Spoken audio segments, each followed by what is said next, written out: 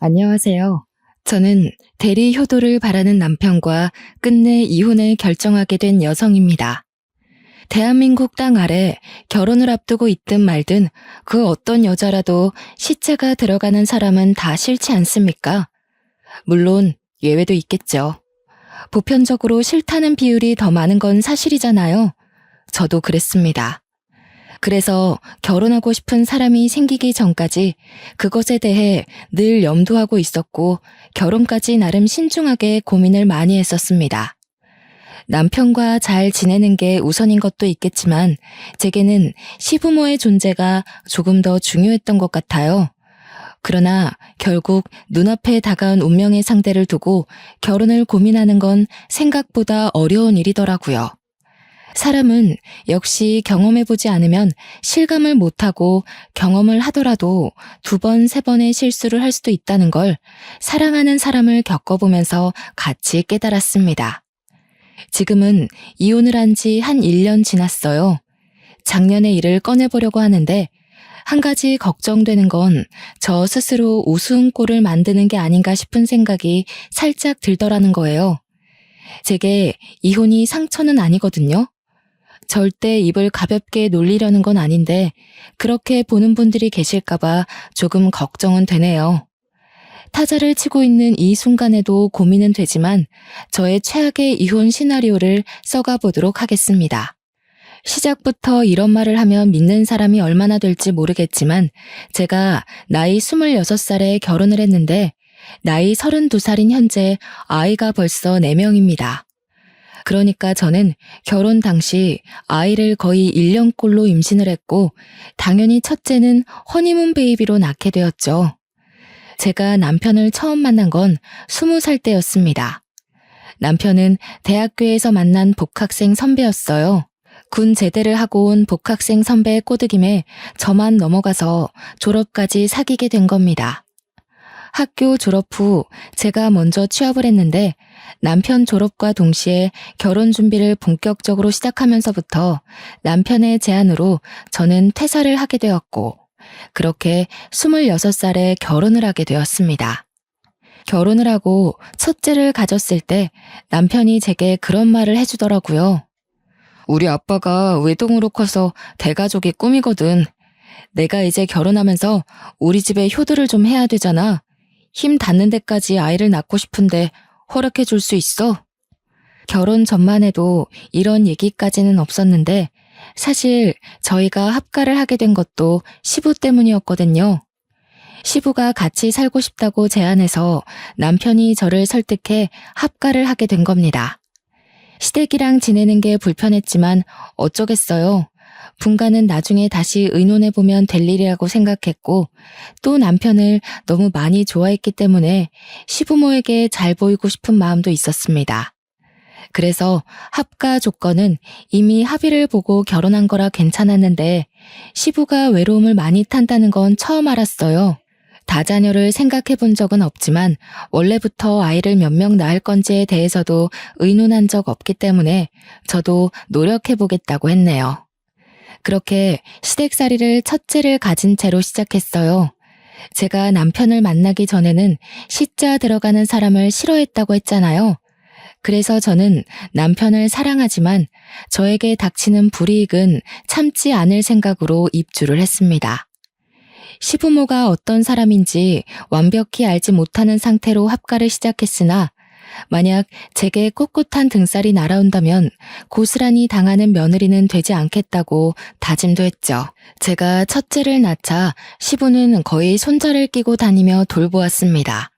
덕분에 제가 필요한 경우가 아니면 저는 육아를 거의 시부와 분담하는 수준이었어요. 아이 덕분인지 시부는 제게 참 유연한 사람이었는데요. 남편 말대로 시부는 식구가 늘어가는 걸 참 좋아했습니다. 시부의 웃음이 보기 좋아서 저도 아이 낳는 게 딱히 힘에 부치지 않을 정도였어요. 경제적 지원도 시부가 흔쾌히 보태어 주기도 하고 제게 아이한테 써달라고 용돈도 많이 찔러줬거든요. 손주를 사랑해서라지만 저는 합가를 하고 나서 며느리 사랑은 시아버지란 말을 실감했습니다. 그런데 문제는 이걸 시모가 못마땅해 한다는 겁니다. 시부가 아이를 데리고 사라지면 어김없이 시모가 슬쩍 나타났는데요. 요즘 세상에 너같이 시댁살이 편하게 하는 며느리가 어딨니? 그렇다고 두 손 두 발 다 놓고 있으면 살림이 안 돌아가니까 앞으로 식구들 밥은 네가 챙기도록 해라. 시모는 뭐든 저에게 하나를 꼭 시켜야 직성이 풀리는 사람이었습니다. 제가 시자 들어가는 사람을 싫어했던 전형적인 표본이 되는 존재였죠. 시모가 요리를 저더러 하라고 했잖아요. 제가 요리를 못하는 게 자랑은 아니지만 요리를 그냥 못하는 수준이 아니라 정말 지지리도 못하는 편입니다. 제 친정에서도 엄마가 요리를 못하고 아빠가 잘하는 편이어서 저희 집은 아빠가 늘 밥을 차려주었거든요. 하는 사람이 정해져 있는 거 아니지 않습니까? 이미 남자가 요리하는 걸 보고 자란 저는 여자니까 당연히 요리를 해야 된다는 시모 말을 이해할 수 없었어요. 자랑 아니란 거 압니다. 하지만 저랑 엄마는 요리를 못하니까 항상 다른 거라도 찾아서 그걸 대신에 열심히 하려고 했어요. 각자 잘하는 것을 하면서 한 지붕 아래에서 더불어 사는 게 가족 아닌가요? 그래서 시모한테 솔직하게 말씀드렸습니다. 요리 못한다고 했더니 시모가 하다 보면 다 하는 거라고, 자기도 시집 올 때 아무것도 못했다면서 보고 배우라네요. 할 수 없이 저는 이게 남편 집 문화라고 생각해 시모한테 요리를 배우기 시작했고, 제 나이 26살에 처음으로 요리란 걸 해보았습니다. 그렇게 배워서 차리게 된 첫 식사 자리, 시모가 입으로만 설명해줬지 저한테 뭐 하나 시범 보여주는 것도 없었거든요. 시범 보여주면 결국 자기가 다 하는 거 아니냐면서 처음부터 저 혼자 하라고 했습니다. 이왕 도전하게 된 거 저는 면접 준비할 때처럼 온갖 에너지를 쏟아서 결과물을 하나하나 만들어냈습니다. 평이 어땠냐고요? 네, 제 요리는 100% 똥이었어요. 국이며 밥이며 반찬이며 겉모습만 화려하고 그 맛은 다 똥이었습니다. 그나마 잘한 건 아무런 간도 안 한 달걀 후라이였어요. 남편은 이런 제 요리 솜씨를 이미 알고 있어서 제가 요리를 했다는 것에 크게 당황했고, 먹어보더니 오히려 시모한테 한 소리를 했습니다. 다음부턴 엄마가 해. 얘 결혼하기 전부터 요리는 진짜 못했어. 내가 웬만하면 마누라 칭찬하겠는데 요리만큼은 얘가 참 독보적이야. 쫄쫄 굶고 싶은 거 아니면 엄마가 요리하는 게 나을걸? 남편뿐만 아니라 시부까지 다들 숟가락을 빨리 내려놓았습니다. 저는 요리 부분에서 이미 이런 평가를 예상했기에 별 상처를 입지 않았어요. 오히려 제가 그 자리에서 남편 말에 동조까지 하니 시모가 더 열이 받은 얼굴이었습니다. 결국 밥그릇도 못 먹고 일어난 시부가 손자를 데리고 자리를 떴고, 남편도 그만 씻고 잘 준비하겠다며 들어가 버렸어요. 남아있는 시모만이 저를 탐탁지 않게 바라봤습니다. 너는 여자가 돼서 어떻게 요리 하나를 못하니? 결혼을 한다는 여자가 살림의 기본인 요리를 못하는 게 말이 돼? 설마 앞으로 식사 준비하기 싫어서 꼼수 쓰는 거냐? 저도 꼼수면 좋겠네요. 그런데 어머님, 왜 여자라고 다 요리 잘해야 돼요? 저희 엄마도 못하시는걸요. 그래서 아빠가 하셨어요.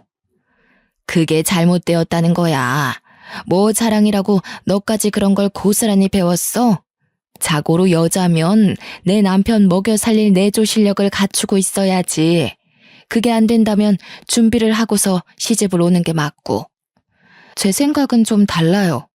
저희 부모님은 못하는 걸 잘못되었다고 말씀하지 않거든요. 요리 못하니까 다른 부분에서 장점을 찾아주셔요. 제가 청소 하나는 기가 막히는데 앞으로 청소는 제가 할게요. 어머님이 밥 차리세요. 뭐라고? 뭘 해? 아이고 뭐니나 맹랑한 것 좀 봐. 무슨 이런 경우가 다 있는지 모르겠네. 지금 네 일을 나한테 미루는 거냐? 미루다뇨. 원래부터 제 일만은 아니었는걸요. 어머님이랑은 저랑 같은 여자고 어떻게 보면 같은 며느리 입장이잖아요. 그러니까 같이 하면 혼자 하는 것보다 더 효율적이지 않을까요? 저한테 계속 요리 가르쳐도 실망만 하실 텐데. 저는 정말 순수하게 더 합리적인 방안을 제시한 거였습니다. 지나치게 솔직한 편이라서 제 말투가 가끔 사람들에게 오해를 받기도 하지만 솔직한 성격 때문에 이득 본 경우가 더 많아서 고쳐야겠다는 생각은 해본 적이 없어요. 그래서 저는 시댁이라고 제 속마음을 숨기며 아부떨고 싶지 않았습니다. 제 말에 기막혀 하면서 말을 잃었고 그 뒤로 제게 음식을 준비시키지 않았어요. 어쩌면 못했다고 해야 되는 게 맞겠죠. 왜냐하면 제가 요리하는 걸 남편과 시부가 기를 쓰고 막았거든요. 아마 시모는 제가 너무 솔직해서 더 못살게 굴지 않았나 싶습니다. 그 뒤로 요리를 제게 맡기지 못해 심통난 시모는 제가 하는 집안일에 사사건건 간섭하기 시작했는데요. 자기가 매시간 식사 준비하는 게 그렇게 억울한가 봐요. 허구한 날 집안을 돌아다니면서 썼던 걸레는 일일이 삶아서 널어놔야 된다고 하고 락스를 몇 대 몇 비율로 섞어서 문질러야 되고 의자 밟고 올라가서 선반 위에도 닦아야 되는 거라고 지적질을 많이 했습니다. 하지만 그마저도 길게 고나리질 못했던 이유는 제가 임신을 했기 때문이었어요. 제가 임신을 하면서 시부와 남편은 제게 정말 잘했습니다. 그때마다 시모만 스트레스가 차고 넘쳤고 시모 말이 자기는 그런 대우를 받은 적 없는 며느리라는 걸 저를 따라다니며 불평했어요. 임신하고 집안일 한다고 죽는 거 아니다. 오히려 꼼짝도 안 하고 누워만 있으면 그게 더 애기한테 안 좋은 거야. 원래 하던 일은 하는 게 좋겠구나. 네가 아무리 애 가진 몸이라지만 늙고 병든 내 몸뚱아리보단 건강할 거 아니니? 네, 집에서라도 조금씩 움직이는 게 좋겠죠. 의사 선생님이 너무 허리 숙이는 일은 자제해달라고 해서 제가 할 수 있는 데까진 집안일 해놓을 텐데 만약 못한 부분 있으면 어머님이 좀 도와주세요. 얘 봐라. 내가 그걸 왜 도와주니? 애초에 내가 식사 담당하면 네가 알아서 집안일 한다고 했지 않아? 청소 잘한다고 유난이더니 그새 잔머리 굴리는 거 봐. 잔머리가 아니라 아무래도 제 몸이 예전만큼 못할 테니까 도와달라는 거죠. 내키지 않으시면 두세요. 대신 전 분명 예전처럼 깔끔하게는 못한다고 말씀드렸어요. 아무래도 저한테 집안일 쉴 생각 말라는 걸 말해주러 온 듯한데 제가 적반하장식으로 나가니까 되레 시모 얼굴이 또 울그락불그락 되었는데요. 저도 모르게 불쑥 제 솔직한 마음이 튀어나가다가도 시모 표정을 보면 아차 싶어 뒤늦게 어색한 미소를 보입니다. 그럴 때마다 시모는 토라져서는 획 돌아 방으로 들어가 버리곤 했죠. 합가 생활을 그렇게 하면서 제가 임신을 거듭하여 4년의 세월을 보냈고 아이 4명을 낳았습니다. 나란히 아들 둘, 딸 둘이었어요. 눈에 넣어도 안 아플 이 어린 영혼들이 집안에 뿔뿔 기고 돌아다니니까 시부는 행복해 죽으려고 했습니다. 손자, 손녀들을 위해서 뭐든지 해줄 것처럼 매일을 들떠 계셨죠. 제게는 남편보다 시부가 훨씬 가정적이었고 육아의 도움을 많이 받은 식구였습니다. 시부 덕분에 지난 4년간 제게는 막 어려운 고비는 없었어요. 그러나 딱 하나 소냇가시처럼 거슬렸던 문제가 있었는데 바로 남편 태도 때문이었습니다. 정작 애아빠는 육아에 관심 밖이었고 시부만큼의 진심을 보여주지 않았다는 게 유일한 고민거리였어요. 당신 다음 달에 막내 100일 사진 찍으러 가야 되는 거 알아? 미리 연차 낸 거 맞지? 작년에 셋째 기념일 잊은 것처럼 같은 짓은 반복하지 마. 그게 언제적 일인데 이번엔 당연히 미리 회사에 말해뒀지. 그리고 그거 내가 회사 바쁜 시즌이라 어쩔 수 없었다고 했잖아. 아직도 담아두고 있냐? 담아두는 게 아니라 같은 실수 반복할까봐 걱정돼서 그러는 거야. 아버님의 반만 닮아봐라. 애들이 아빠 말고 할아버지만 찾는 데는 다 이유가 있어. 반성 좀 해. 아빠 노릇 좀 해달라는 게 그렇게 어려운 건가요? 회사 다니면서 피곤한 거 압니다. 그래서 절대 평일은 남편에게 보채거나 건들지 않아요. 오히려 아이들이 아빠를 찾으면 제가 나서서 남편이 쉴 수 있도록 아이들을 데리고 놀아줍니다. 그리곤 주말에 하루 정도만 남편에게 아이들이랑 같이 있어달라고 부탁하는 거예요. 근데 남편은 정말 아빠로서의 최소한의 노력마저 안 하려고 하더라고요. 제가 임신을 했을 때는 세상 만사 모든 걸 제쳐두고 사랑꾼인 척 다 하더니 아이를 낳고 나면 항상 저렇게 시든 꽃처럼 감정이 사라져버립니다. 시부가 없었다면 제가 어떻게 이 다자녀를 데리고 시댁에서 숨 쉴 수 있었겠습니까?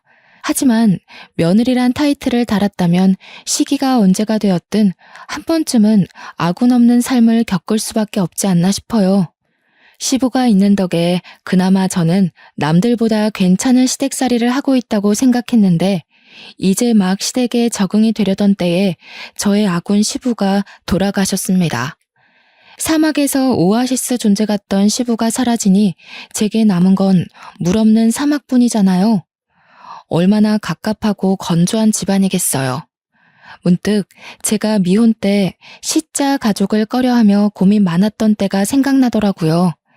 그때부터 제게는 본격적인 이혼의 순간들이 찾아오기 시작했습니다.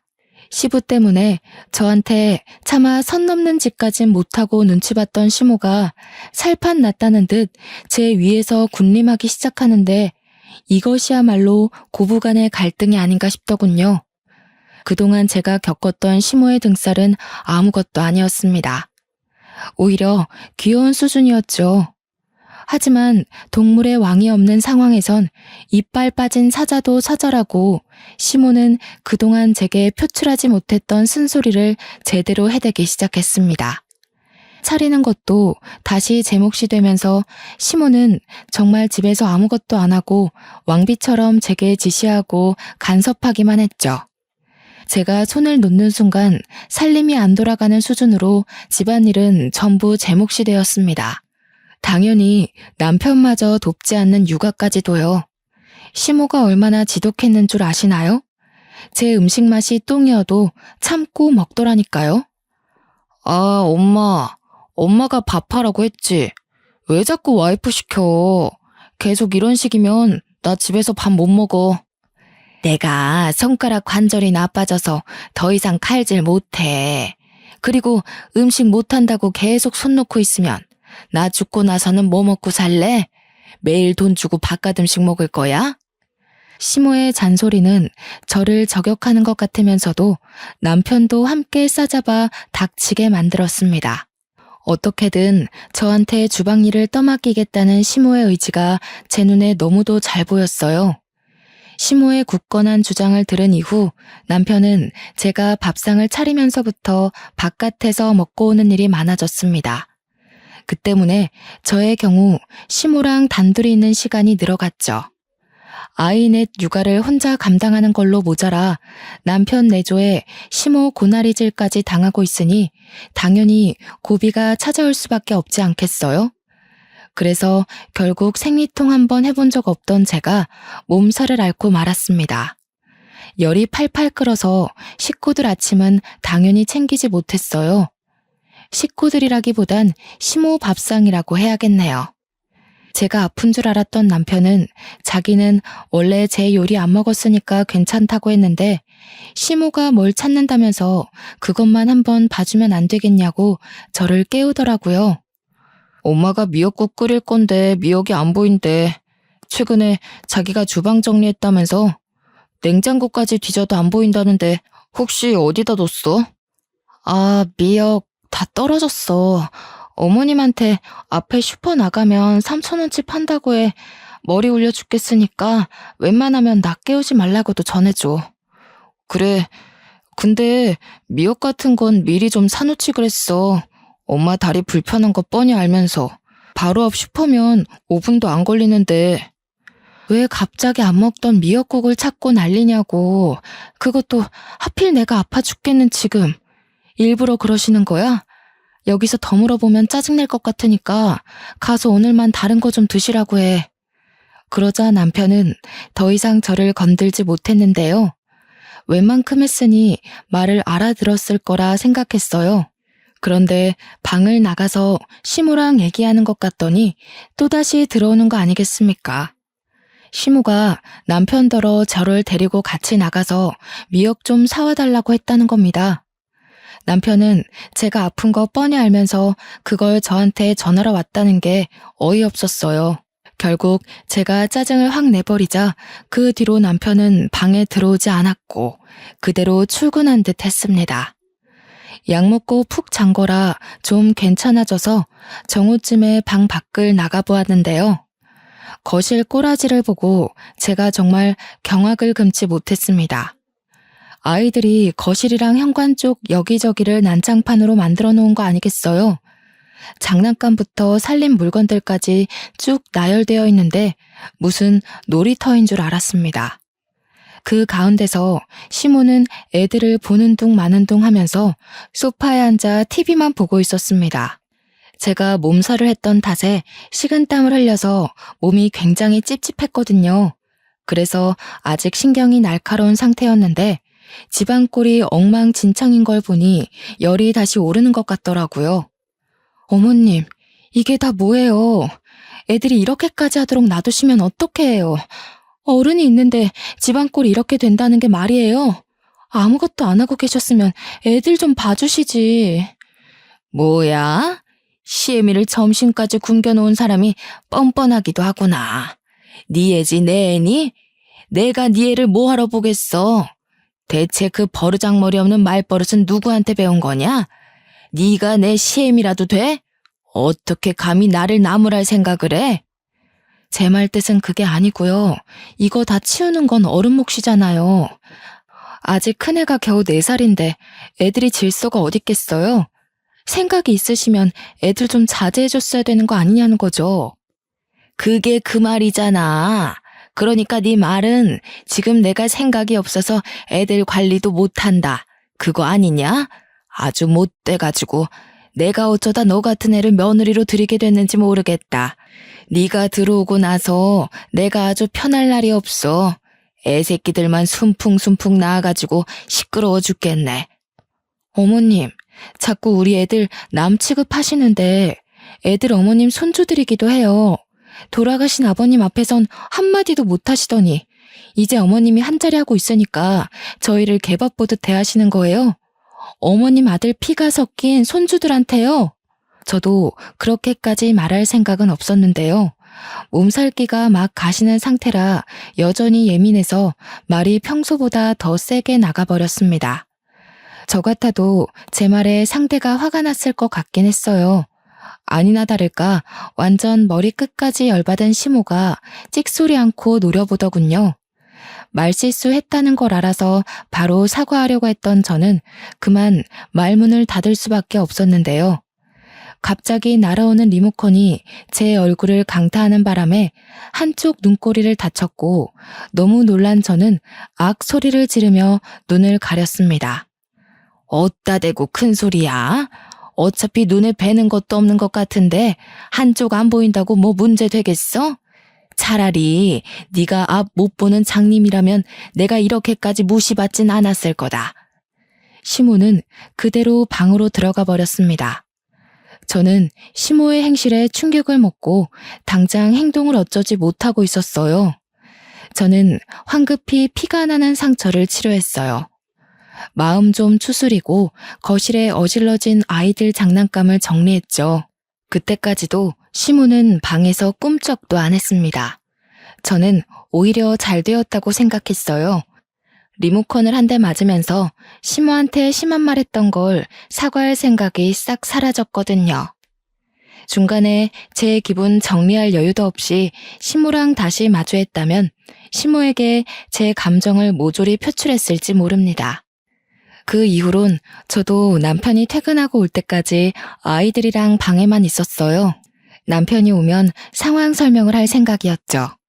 그런데 귀가하고 온 남편이 다짜고짜 저한테 따지기 시작하는 거 아니겠습니까? 아무래도 시모가 먼저 남편한테 전화하여 자기 유리한 쪽으로 상황 설명을 마친 것 같더군요. 당신 뭐 하는 사람이야? 우리 엄마한테 애 안 봤다고 잔소리했어? 애는 당신이 봐야지. 왜 육아를 엄마한테 밀어? 도대체 엄마한테 무슨 말을 했길래 엄마가 울어? 어머님이 우셨다고? 어머님 참 무서운 사람이다. 날 이렇게 눈탱이 밤탱이 만든 사람이 어머님인데 울어도 내가 울어야지. 당신 날아오는 리모컨 맞아본 적 있어? 나 친정 부모한테도 매질 한 번 당해본 적 없는 딸이거든? 이거 조금만 잘못 맞았어도 실명됐어. 남편은 제 얼굴을 보더니 화를 내려다가 급 당황을 하였습니다. 자기 엄마가 제게 리모컨으로 무력을 행사한 줄을 몰랐겠죠. 시모가 그걸 자기 입으로 말했을 리 없으니까요. 당황하며 잠시 말을 잃은 남편은 전보다 언성을 낮추면서 차분한 목소리로 제게 부탁했습니다. 당신 말투 센 거 아는데 엄마한테 좀 살살 말해줘. 엄마 여린 사람이라서 상처 잘 받아. 아빠 그렇게 가시고 혼자서 얼마나 쓸쓸하시겠어. 엄마가 잔소리하는 거에 성내지만 말고 한 번씩 방도 들여다봐주고 챙겨주면 엄마도 당신 좋아할 거야. 이제야 말하는데 저는 이런 입에 바른 발언들이 참 웃겨요. 남편이 저더러 시모가 불쌍하고 여린 사람이라면서 잘 보살펴달라고 했잖아요. 그러면 자기가 시모 아들로서 먼저 모범을 보여야 되는 거 아닌가요? 정작 남편은 자는 시간이나 출근하는 시간 아니면 집에 붙어있지를 않거든요. 그런데 저보고 시모에게 효심 깊은 며느리가 되어라. 너무 모순적이지 않습니까? 남편은 평소 친구랑 술도 자주 마시고 주말에 일 없을 때도 굳이 친구한테 연락 돌려서 만나러 나갑니다. 어쩔 수 없이 집에 있는 날에는 방에만 들어누워서 휴대폰만 하고 있어요. 늘상 시모에게 무관심하고 방문 한번 열어본 적 없는 불효자이죠. 하긴 자기 새끼도 나몰라라 하는 남자가 자기 엄마라고 어디 돌아보겠습니까? 저는 괜히 긁어부스럼 만들기 싫어서 남편 말을 매번 한 귀로 듣고 한 귀로 흘리기만 했는데요. 한 번은 시모가 개모임 사람들끼리 놀러 간다고 1박 2일 집을 비운 적이 있었습니다. 그때 남편이 또 입으로만 효심을 발휘하기 시작하더라고요. 엄마 지금쯤 도착했을라나? 여기서 목포까지 가는데 얼마나 걸리더라? 당신 엄마한테 전화 한번 해봤어? 도착했는지 지금 해보지. 시간이 몇 시인데 도착하셨겠지. 벌써 저녁 먹고 한잔하면서 놀고 계시겠네. 어머님이 나 좋아하는 것도 아닌데 기분 좋게 놀러 간 곳에서 내 목소리를 듣고 싶겠어? 그렇게 걱정되면 당신이 해봐. 엄마가 서운한 티 낸 걸로 아직도 마음에 담아두고 있었어? 나이 들면 다 갱년기 온다잖아. 몇 살이라도 젊은 자기가 이해 좀 해줘. 며느리가 챙겨주면 계모임 사람들한테 부러움도 받고 좋잖아. 엄마도 으쓱해질 거고. 이런 게 바로 불편한 관계 완화할 수 있는 기회인 거야. 이럴 때 점수 좀 따보지 그래? 남편은 항상 저런 식으로 저를 살살 굴려가며 자기 엄마를 입으로만 챙겼습니다. 입으로 효도하는 거 누가 못하나요? 입으로만 효도하는 게 효도이긴 한 건가요? 전화 한 통도 안 하고 용돈 안 주는 건 저나 자기나 마찬가지이면서 남편은 마치 자기가 엄청난 효자인 것처럼 행동했습니다. 이게 별것 아닌 것 같아도 은근히 스트레스고 꼴불견이라니까요. 남편 말에 시큰둥하게 반응하면서 됐다고 점수 안 따도 된다고 했더니 남편이 한숨을 푹 쉬더라고요. 그러면서 저더러 친정에서도 그런 식으로 행동했냐고 묻는 거 아니겠습니까? 여기서 친정 얘기가 왜 나와? 내가 지금 어머님한테 전화 한 번 안 했다고 친정부모 욕까지 들어야 마땅하다는 거야? 그게 아니라 네가 효도할 줄 모르는 것 같아서 장인어른이랑 장모님한테도 이렇게 불효자인가 궁금해서 그러지. 어른 공경할 줄 모르는 철부지가 딱 너처럼 멋대로 행동하거든. 그러는 당신은 나한테 시키기만 하고 어머님한테 아무것도 안 해드리잖아. 어머님을 챙겨도 내가 더 챙겼어. 당신이 나한테 왈가왈부할 입장은 아니지 않아? 당신이야말로 철부지의 불효자 같은데. 야, 원래 부부면 한쪽만 해도 효도인 거야. 그리고 당신이 나한테 시집을 왔으면 당신이 하는 효도가 곧 내가 하는 효도랑 같은 거라고. 내가 안 하면 당신이 알아서 해야 될 거 아니야. 그걸 일일이 알려줘야 되냐?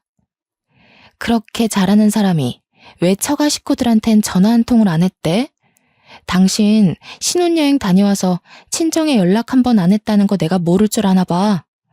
하여튼 생각이 어리다 어려. 아무리 그래도 처가랑 시댁이랑 같냐? 처가에는 명절에 한 번씩 얼굴 보여드리러 가잖아. 원래 처가 어른들한테는 그 정도만 하는 거야. 당신 지금 출가 외인인 거라고. 밑도 끝도 없는 남편의 문논리에 저는 상당히 기가 막혔습니다. 출가 외인? 언제적 문화인가요? 그건 남자들만 경제활동을 할 때이겠죠. 그러니까 먼 과거 먼 역사에 기록된 위대한 어머니 아버지 세대예요. 시부도 똑같이 외동이었다는데 시부는 제게 정말 가정적인 남자로 인식되어 있거든요. 그런데 그 밑에서 큰 남편은 왜 이 모양 이 꼴로 자랐을까요? 제가 시집 오기 전에는 시부도 남편처럼 이렇게 게으르고 입으로만 이래라 저래라 하는 사람이었을까요? 남편 말을 계속 무시하면 그만이겠지만 잊을만 하면 자꾸 시모한테 이것저것 해주라고 대리 효도를 시키니 무시하는 것도 한계가 있더라고요. 그래서 곰곰이 생각해보고 결정을 내렸는데요. 그날 이후 저는 남편 말대로 시모한테 효도를 한번 해줘보기로 했습니다.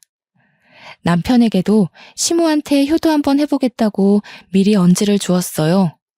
남편이 저더러 이제야 철이 들었다고 얼척없는 칭찬을 해주더군요. 뭐 상관없습니다. 제가 계획한 효도가 그렇게 훌륭한 건 아니었으니까요. 어머님, 남편이 어머님이랑 시장 보러 가는 거 귀찮고 잔소리 많아서 짜증난다고 저더러 대신 다녀오래요. 기름값도 안 주면서 차 꼬박꼬박 태우고 가는 게 싫다네요. 저랑 오붓하게 걸어서 장 보러 가요. 애 같은 짓이란 거 알고 있습니다. 근데 그거 아시나요? 은근히 철부지 짓이 어른들 속 뒤집어 놓는데 최고라는 걸요. 저는 남편이 이래라 저래라 하는 걸 토시 하나 숨기지 않고 그대로 표출했어요. 평소 남편이 시모에 대해 가지고 있는 불평까지 굳이 설명해 준 뒤에 효도를 했습니다. 시모 앞에서 미소를 많이 보여주기도 했고 목소리도 상냥하게 만들었죠. 시모는 자기 외동아들의 속마음에 타격을 크게 받았는지 안 흔들리는 척 하면서도 표정이 갈수록 안 좋아지더군요. 그게 가장 티났던 때가 있었는데 바로 빨랫감 문제에서 발생했어요. 시모가 입었던 옷을 빨래 바구니에 넣고 있더라고요. 원래라면 같이 세탁했던 게 맞습니다. 하지만 평소 남편이 저한테 시모 옷이랑 자기 옷을 구분해달라고 했거든요. 그 이유를 알려주기 위해 저는 또 시모 뒤를 쫓아갔죠. 어머님, 제가 미리 말씀드린다는 걸 깜했네요. 남편이 어머님 옷이랑 자기 옷이랑 섞어서 빨지 말래요. 어머님 특유의 노인 냄새가 난다면서 그 냄새가 자기 옷에 밴다네요. 그러니까 앞으로는 어머님 옷 제가 따로 빨아드릴게요. 시모는 이때가 제가 봐왔던 표정들 중 가장 불쾌감이 드러났던 날이었습니다. 제가 시모에게 뭐 하나 해줄 때마다 시모를 향한 남편의 불평을 갖다 붙이니까 나중에는 아예 표정을 숨기지 않더라고요. 그러면서 날이 갈수록 말수는 줄어갔어요.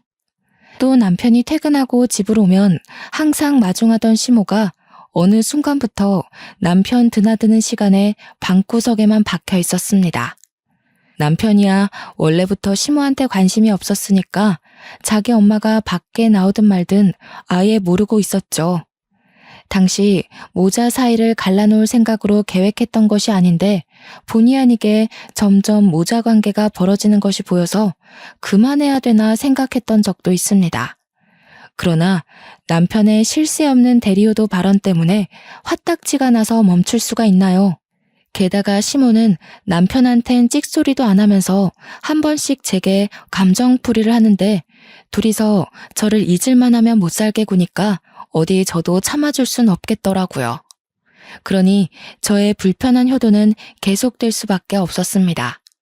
한 번은 놀러 간다는 시모가 남편한테 용돈을 받았는데 금액이 너무 적다고 시모가 남편에게 쓴소리하고 있더라고요. 남편은 어쩔 수 없이 현금 몇 장을 더 꺼내면서 더 이상은 자기도 사정이 어렵다고 내빼고 있는 상황이었어요. 하지만 그마저도 시모한테는 못마땅한 액수였나 봐요. 이미 남편이 방으로 들어가 버리는 바람에 시모가 할 수 없이 포기하는 것이 제 눈에 들었지 뭡니까. 저는 나중에 시간 여유를 봐서 돈을 챙겼고 시모 방을 찾아가 용돈을 챙겨드렸습니다. 어머님, 남편이 하루 종일 어머님 돈 많이 쓴다고 누구를 닮은 건지 소비 습관이 꽝이라고 떠들고 있는 거 있죠? 제가 다 눈치가 보였다니까요. 그래서 용돈 좀 더 찔러드리려고요. 괜히 남편한테 더 달라고 해서 욕먹지 마시고 이거 챙겨가세요. 이번에는 시모가 좀 제대로 화가 난 것 같았습니다.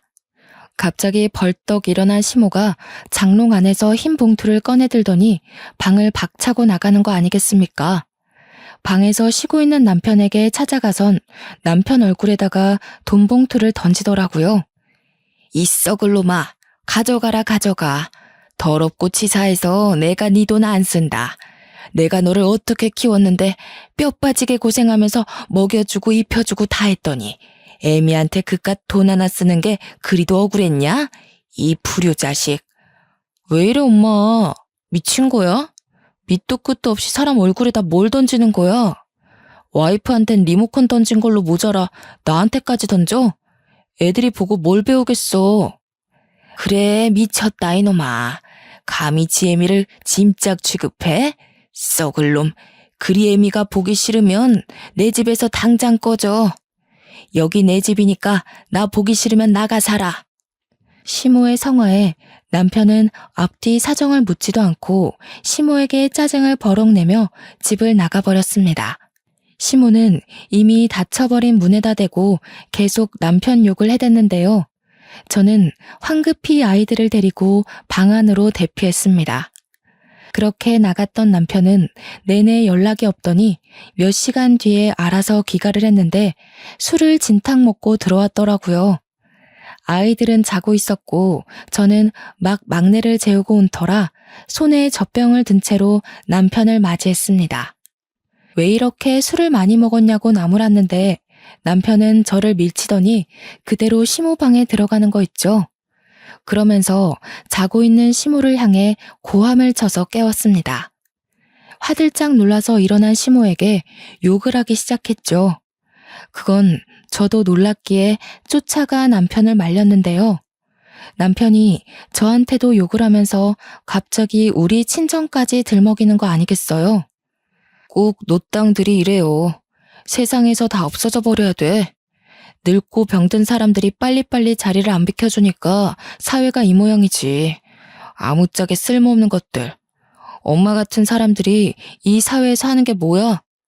듣자 하니 남편은 직장에서 늙은 상사한테 받는 스트레스가 많은 듯 했습니다. 자기 부모한테 효도해야 된다는 의무감과 직장 내 스트레스가 부딪혀서 이렇게 폭발해버린 것 같았어요. 저한테 대신 효도를 시킨 것도 아마 그런 이유였겠죠. 그것까진 이해해 볼 수 있었습니다. 그렇다고 제 친정 부모를 욕하는 걸 봐줄 순 없었어요. 육아를 나몰라라 하는 것도 이해할 수 없고요. 세상에 힘든 사람 자기 하나입니까? 세상 모든 사람들이 다 다른 모양으로 스트레스를 받아요. 스트레스 없이 사는 사람 한 명도 없습니다. 그런 사람들이 다 남편처럼 무책임하게 행동하지 않거든요.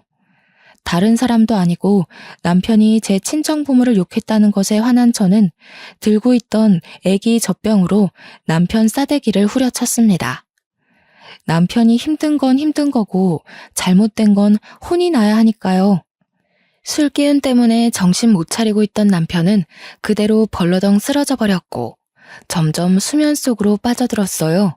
그러는 와중에도 남편은 시모 챙기기 귀찮다고 욕을 읊조리더라고요. 그 모습이 정말 최악이었죠. 시모는 진심으로 충격받아 자기 아들의 가슴팍을 두어 번 팼습니다. 그리곤 화딱지 나는지 베란다로 가서 분을 식이고 있었어요. 어머님, 괜찮으세요? 남편이 회사에서 스트레스가 많았나 봐요. 그래도 저희 부모님 욕까지 할 줄은 몰랐는데 솔직히 저도 실망 많이 했어요. 어머님도 놀라셨죠? 사실 남편이 제 부모님 욕은 속으로 했을지 몰라도 어머님 욕은 저한테 매일같이 하더라고요. 내가 정말 전생에 큰 죄를 지은 게지. 자식 꼴마저 저 모양이니 안 되겠다. 너희 그냥 분가하거라. 나 이렇게는 못 산다. 저런 자식 나도 필요 없어. 그건 힘들 것 같아요. 저희 부모 욕하는 남자를 쪽팔려서 어떻게 데리고 살겠어요? 그건 저희 부모님한테 불효잖아요. 이미 제가 이렇게 사는 것도 친정한테 불효인걸요. 그러지 말고 어머님이 평생 데리고 살면서 남편한테 효도하는 법 좀 가르쳐 주세요. 남편이 자기가 효도하기 귀찮다고 저한테 시키기만 하더라고요. 제 말에 대답도 못하고 얼척없어하는 시모에게 저는 빙긋 웃어주고 돌아섰습니다. 그렇게 다음날 저는 이혼서에 도장을 찍었고 기절해 있는 남편 배 위에 올려놓았죠. 이렇게 갑자기 시댁을 나오게 될 줄은 몰랐는데 상황이 마침 타이밍이었던지라 급하게 나오게 되었습니다. 제가 차가 없었는데 친정까지 가는 데는 그리 어렵지 않았어요. 택시도 잘 안 잡히는 곳이었는데 젊은 여자가 짐이랑 어린 아기들을 넷이나 달고 있으니 사람들이 택시를 양보해 주더라고요. 연락을 하고 친정으로 갔기 때문에 친정에서는 저를 목 빠지게 기다리고 있었습니다. 친정 부모님은 다른 사정은 일부러 묻지 않고 아이들을 먼저 챙겨주셨어요. 그리고 그날 저녁 남편한테 전화가 왔는데 시모한테 상황 설명을 다 듣고 연락을 했더라고요. 제가 전화를 안 받으니 문자로 성질을 내다가 회유하길 반복하면서 일관되지 못한 태도를 보였습니다. 참 가벼운 사람처럼 보였어요. 저는 이미 이혼을 결심했고 아이들을 위해서라도 제 선택을 뚝심 있게 밀고 나가기로 마음먹었기에 남편의 반성이 저를 흔들지는 못했습니다. 저는 마지막으로 남편에게 마지막 문자 답변을 남겼는데요. 도장 찍을 거 아니면 소송할 거라고 그게 더 불효일 텐데 괜찮겠냐고 했습니다. 그랬더니 남편이 한 일주일 답이 없더라고요. 제가 다시 연락을 했을 때야 합의서에 도장 찍겠다고 답변을 주었습니다. 자기도 나름대로 변호사와 면담을 가져봤나 봐요. 저한테 별다른 소송 얘기는 언급 안 하는 것을 보니 변호사도 남편한테 불리한 싸움이 될 거라고 말해준 것 같았습니다. 다른 분들은 이혼이 어땠는지 모르겠지만 저한테는 이혼까지 가는 과정이 어려웠을 뿐 막상 이혼은 간결하게 이루어졌습니다. 양육권 문제에서 시모와 남편의 의견이 대립하기도 했는데 남편이 양육권을 갖겠다는 말에 시모가 나서서 남편한테 나는 네 애 돌볼 생각 없다고 네가 일 그만두고 돌볼 거 아니면 나한테 애 떠맡길 생각 추호도 하지 말라면서 단호하게 거절했지 뭡니까. 아이들 4명을 키울 자신이 없었던 남편은 결국 제게 양육권을 넘겼습니다. 그렇게 저는 모든 걸 깔끔하게 청산하고 현재 애들 넷과 함께 친정으로 내려와 산 지 1년 정도가 되었습니다. 전 남편의 빈자리가 전혀 느껴지지 않게 잘 살고 있어요. 그런데도 걱정이 되는 건 당연히 아이들 입장이었습니다. 저의 이기적인 선택 때문에 아이들이 아빠를 잃게 되었고 애들한테는 아빠의 존재가 훗날 필요할지 몰라요. 과연 제가 아이들에게 큰 상처가 되지 않도록 잘 설명할 수 있을지 걱정되네요. 우선은 저에게 남편의 빈자리가 없는 것처럼 아이들에게도 아빠의 빈자리가 느껴지지 않도록 최대한 노력해 나갈 겁니다. 뿐만 아니라 이혼하고 온 저를 잔소리 한마디 얹지 않고 받아준 친정 부모님께도 무척 감사해요. 다 큰 딸이 자기 인생 하나 잘못 가꿔서 다시 부모 품에 돌아간 건데도 친정 부모님은 오히려 잘 왔다고 그동안 고생 많았다고 다독여 주시더라고요.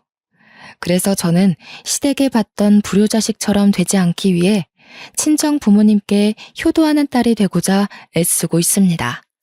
시부모를 잘 모시고자 마음먹었던 그날처럼 저는 부모님과 함께 할 수 있는 그날까지 평생 마음 바쳐 모실 생각입니다. 앞으로 저희 식구들의 세월에 아픔이 없기만을 바랄 뿐이에요. 제 이야기 재미있게 들으셨을지 모르겠네요. 누군가의 소중한 자식일 청취자분들께서도 옆에 있는 가족을 위해 후회 없이 마음을 다 바치는 사람이 되었으면 좋겠습니다. 감사합니다.